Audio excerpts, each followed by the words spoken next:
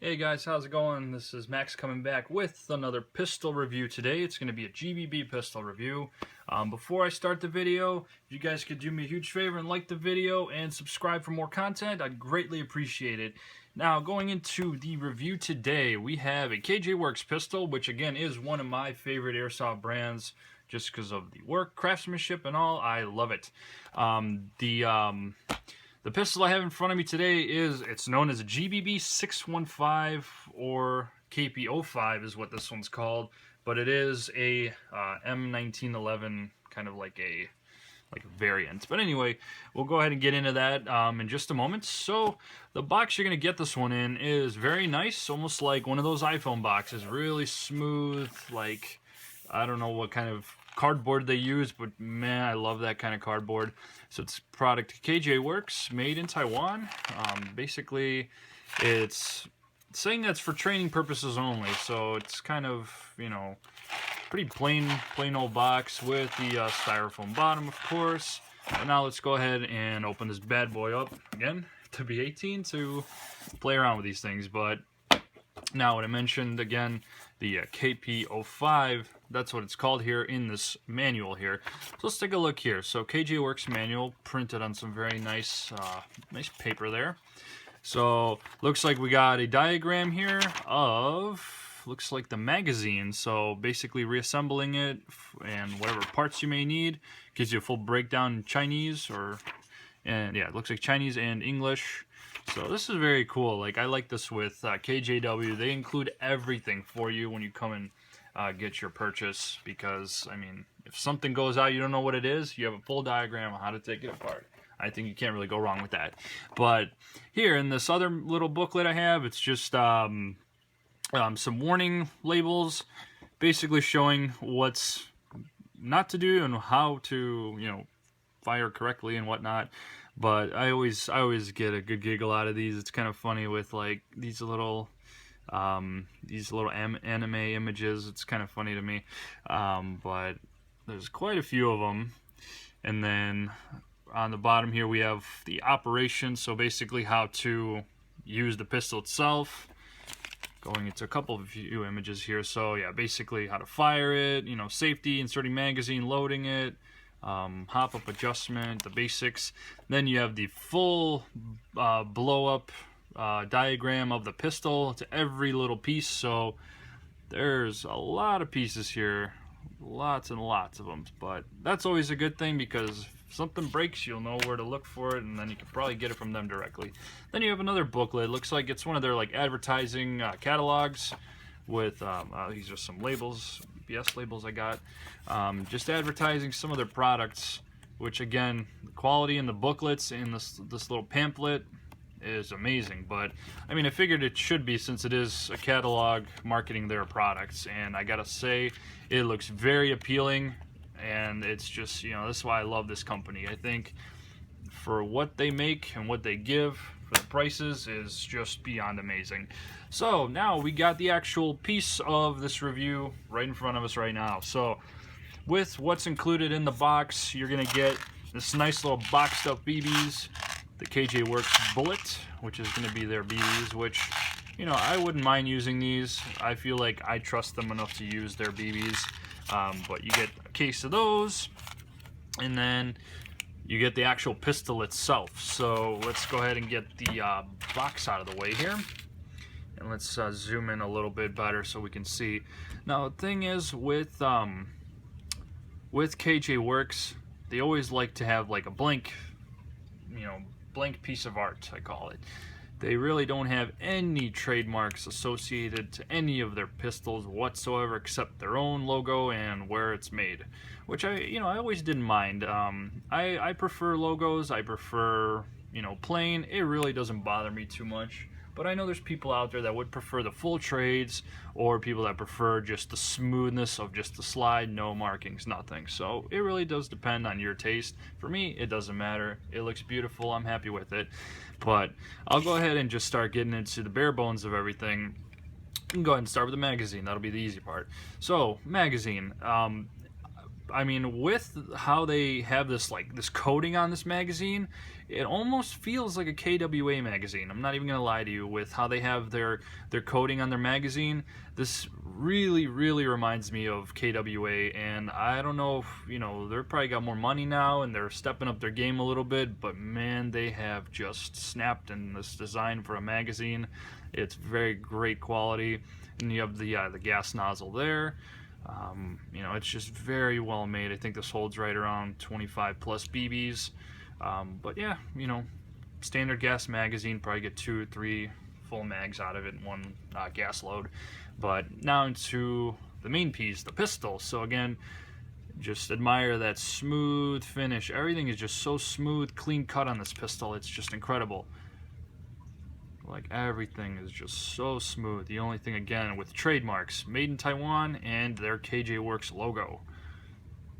And another thing that honestly I do dislike about KJW is their orange tips.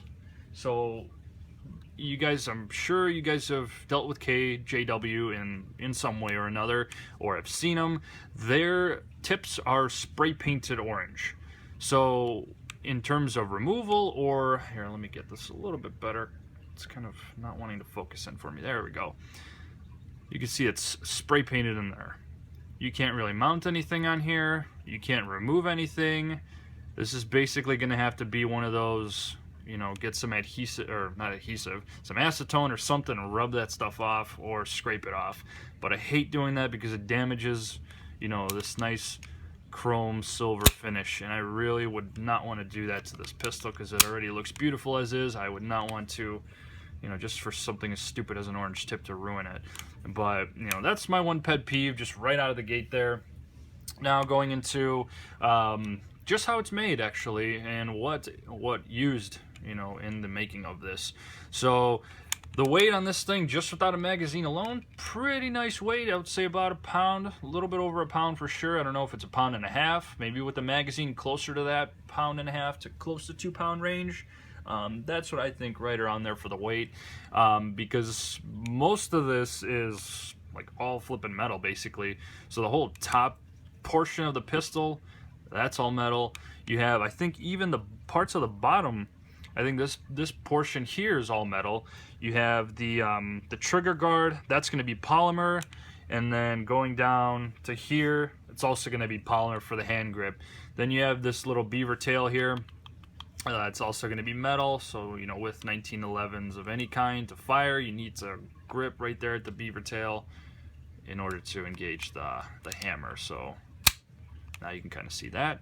And then one trademark I missed, not really a trademark, but marking on a pistol, is on the top here, it's a 45 ACP, which I thought was pretty cool. But anyway, just thought I'd throw that in there real quick. And the cool thing is with this trigger, okay, I have some focus problems. Here we go. It's a drill trigger, so this is like a tactical 1911.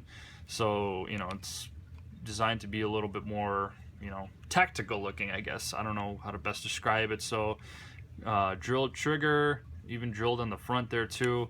It's got the serrated slides even on the front, so you can basically rack it from the front or from the back like traditionally. So, you know, that's pretty cool with that. I don't mind these extra gripping there, but, you know, and then the tail itself kind of points out more from what I've noticed. And then again, the hammer as well, you can see this one has got a hole through it. Usually the traditional ones is just like a little tail, but it's like a solid piece. There's no holes or openings in there. And then with the sights, of course, that's also a little bit different. So you have a 3-dot sight, white sights. I don't think with these, yes, they are actually adjustable right here on the top. So pretty basic with this pistol. But if we're talking, you know, if you're trying to mount something, that's definitely doable with this one, because you could definitely mount some kind of a laser sight or a light on here. Again, nothing on the tip because this is painted on and this is just a smooth barrel, so you can't really like screw anything on there in terms of a suppressor or an extended barrel. So that's unfortunate, but, you know, it's a small little thing which doesn't really kill it for me. On the side here you have the safety. So basically it's in the same position as it would be on a original 1911. So this one is for lefties and righties in a sense. I mean, it's not fully ambidextrous. It doesn't have the mag release over here or a slide catch here like the FNX did, but you know, it's somewhat, you know, user friendly for both lefties and righties. Now basic slide catch here. This one's kind of small, so can I get my finger in there? So this is what it'll look like when it's fully racked. This one is, if you could tell by that red nozzle, this is compatible with green gas and CO2. So right now I have just the green gas one, but if you like to airsoft in colder climates and you got lucky and purchased a CO2 magazine, you're in luck because that nozzle will do it all for you. Another thing I love with KJW, because they really think about, you know, all climates, whether it's hot, you know, for green gas, or frigid cold for CO2. So it's definitely really cool. They really want to just keep you airsofting all season long, which, you know, I could appreciate that because I love my winter airsofting. That to me is more exhilarating than the summertime. But you know, it's definitely something really cool. Now, of course, the power is going to be different between the two gases. With green gas, it's going to be slightly weaker than CO2, of course. CO2 is under higher pressure. But with green gas, this is going to be right around 340s or maybe 330s, between 330s and 350s, I think, for the FPS with 0.2 gram BBs. Now for the CO2, of course, it's going to kick it up a little bit. Probably an extra 30 FPS, I would imagine. So closer to maybe 375, maybe 385, somewhere in that ballpark. I don't have a figure exactly, but I am going to get some chrono shots for you guys at one point in the future to give you a better estimate on what it's going to look like. And I'll invest in a CO2 magazine as well, just to compare the two gases. But you know, that's the power on it. You know, it's you know, it's pretty good with the CO2. You know, it's definitely going to be some crazy power coming out of the barrel. But, you know, that's usually just the first few shots, and then it kind of dumbs down to maybe like 350. But, you know, it's really your preference. With CO2, if, you know, the only downside of it all is, you know, you have a canister that you have to deal with. You know, unlike the gas reservoir in a GBB or a green gas magazine, you know, you don't have to deal with that. It's just fill up and go, not using an Allen key to unscrew it and, you know, all that mess. But anyway, it's whatever you prefer. I prefer either or. I've done it all, so to me it's not really like I'm bashing anything, but you know, you get your pros and cons with each gas. But anyway, the basic field strip on this is going to be like on any 1911, so pull it back to right around here on that second little notch. So right there, that second one, pull it up to about that far, and then on the back you have that button, just push it in so this little piece comes through. And then, let's see, this one's a little bit small on that end, but yeah, then you can go ahead and pull that piece out, and then like normal, slide it off the rails, and bam, simple as that.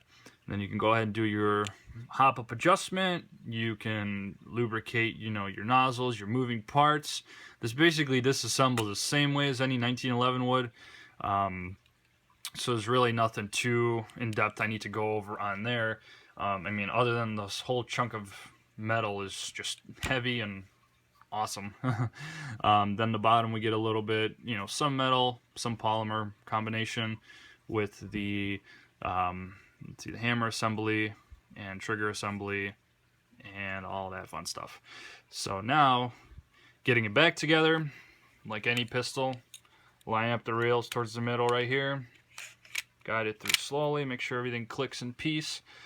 And then kind of move it again, that little notch, as close to this box down here as possible, and hold it there. And then just slip that piece back in how you found it.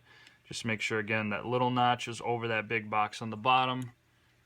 And then get that pressed in there until it all clicks in. You hear that click, then you're good to go. You can see it's sitting flush with the slide, so that means it's in all the way. And then the little black button on the back end is all closed out as well.